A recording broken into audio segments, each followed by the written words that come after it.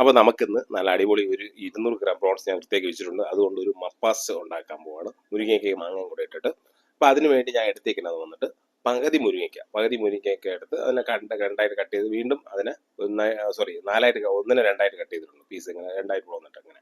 പിന്നെ വന്നിട്ട് നമ്മൾ പകുതി മാങ്ങ എടുത്തിട്ടുണ്ട്. പിന്നെ പച്ചമുളക്, കരിവേപ്പില, കുറച്ച് 1/4 ഭാഗം സവാള ഉണ്ടല്ലോ, അരമുറി തേങ്ങ നല്ലോണം പേസ്റ്റ് ചെയ്ത് വെച്ചിട്ടുണ്ട്.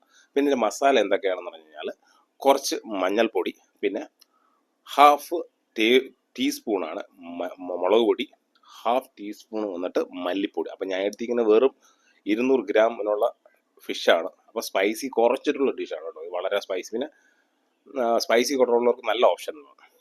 എരിവെല്ലാം കുറവ് കഴിക്കുന്നവർക്ക് നല്ല സൂപ്പർ ഓപ്ഷനാണ്. അപ്പം ബാക്കി ഈ മുരിങ്ങയ്ക്ക, മാങ്ങ എല്ലാം കൂടെ ഇടുമ്പോൾ തന്നെ കിടിലമായിരിക്കും ഉണ്ടല്ലോ. മുരിങ്ങയ്ക്ക, മാങ്ങ, പച്ചമുളക്, പിന്നെ അതിൽ സവോള, പിന്നെ ഒന്നിനും തേങ്ങാ പേസ്റ്റ്, പിന്നെ മസാല. അപ്പം ആദ്യം നമ്മൾ എന്താ ചെയ്യണമെന്ന് പറഞ്ഞാൽ നല്ല കനമുള്ള ഉരുളി സ്ലോ ഫയറിൽ നമ്മൾ ആദ്യം ഫയർ ചെയ്യാൻ പാടില്ല. അപ്പോൾ ഓഫ് ചെയ്ത് വെച്ചിട്ട് നമ്മൾ ഈ മുരിങ്ങയ്ക്ക, പിന്നെ അതുപോലെ തന്നെ പച്ചമുളക്, മാങ്ങ, സവോള, നമ്മുടെ കരിവേപ്പില എല്ലാം കൂടെ തന്നെ നല്ലോണം മിക്സ് ചെയ്യുക. കൈ കൊണ്ട് നല്ല ഇടുക. എന്നിട്ട് നമ്മുടെ ആ മസാല, നമ്മൾ എടുത്ത് വെച്ചിരിക്കുന്ന മസാല എല്ലാം തന്നെ അത്രയും മസാല, ഉപ്പടക്കം നമ്മൾ ഇതിനകത്ത് അത് ഇട്ട് നമ്മൾ നല്ലോണം മിക്സ് ചെയ്യുക. മിക്സ് ചെയ്തിട്ട് അതിൻ്റെ ശക്കലം, എനിക്ക് തോന്നുന്നത് ഒരു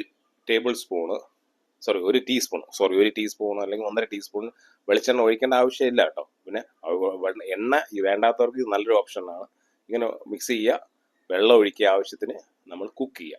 അപ്പോൾ കുറച്ച് ഫ്ലേവർ കിട്ടാൻ വേണ്ടിയിട്ട് ഞാൻ ഒരു 1.5 ടീസ്പൂണ് ഞാൻ വെളിച്ചെണ്ണ ഒഴിച്ചിട്ടുണ്ട്. പിന്നെ ആവശ്യത്തിന് വെള്ളം എന്ന് പറഞ്ഞാൽ നമ്മുടെ ഈ മസാല എല്ലാം നിറഞ്ഞ് നിൽക്കാനായിട്ടുള്ള വെള്ളം വെച്ചിട്ട് ഒരു 5 മിനിറ്റ് സ്ലോ ഫയറിൽ കുക്ക് ചെയ്യുക. 5 അല്ലെങ്കിൽ 6 മിനിറ്റ് കുക്ക് ചെയ്യുമ്പോഴത്തേക്കും ഈ മുരിങ്ങയ്ക്കയും ഇതെല്ലാം കുക്കായി വരും. അടിപൊളിയായിട്ട് കുക്കായി വരും കണ്ടല്ലോ.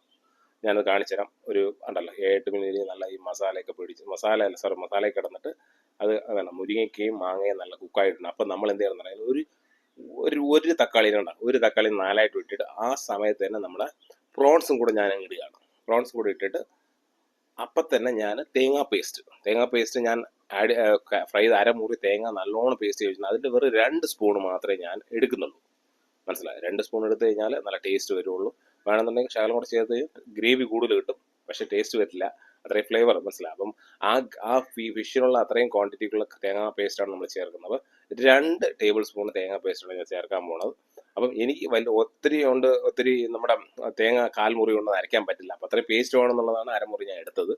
അപ്പം ഇതിനങ്ങ് നമ്മൾ അടച്ചു വെച്ച് ആൾറെഡി ഒരു 3 മിനിറ്റ്, 3 അല്ലെങ്കിൽ 4 മിനിറ്റ് ഒന്ന് കുക്ക് ചെയ്താൽ മതി. എളുപ്പത്തിൽ ഉണ്ടാക്കാൻ പറ്റുന്ന പ്രോൺസ് കുക്ക് ചെയ്യാനായിട്ട് ഒരു 3 അല്ലെങ്കിൽ 5 മിനിറ്റ് മതി, സിമ്പിളായിട്ട്. അപ്പോൾ ഇത് അടച്ചു വെച്ചിട്ട് ഒരു 3 മിനിറ്റ് കഴിഞ്ഞ് പെട്ടെന്ന് തന്നെ നമ്മൾ തുറന്ന് നോക്കാൻ പോവുകയാണ് കണ്ടല്ലോ. അപ്പോൾ 3 മിനിറ്റ് നമുക്ക് കഴിഞ്ഞു.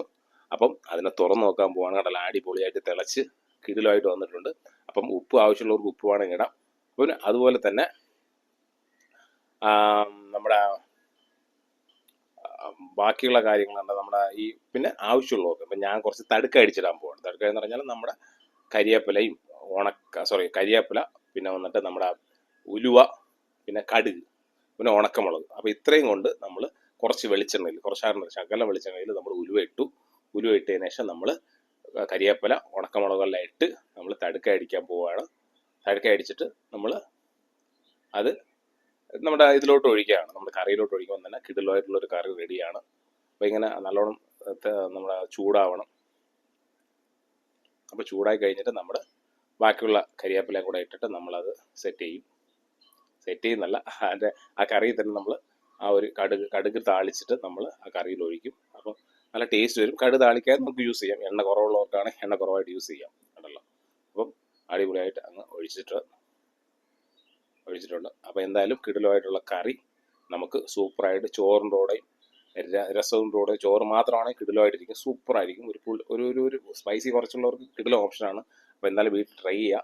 അപ്പോൾ എൻ്റെ ചാനൽ സബ്സ്ക്രൈബ് ചെയ്യുക, സപ്പോർട്ട് ചെയ്യുക. അപ്പോൾ ചെറിയ ഞാൻ എളുപ്പമുള്ള വീഡിയോസൊക്കെ ഇടുന്നത്. അപ്പോൾ എന്തായാലും മറക്കാതിരിക്കുക, സബ്സ്ക്രൈബ് ചെയ്യുക. Okay, thank you very much.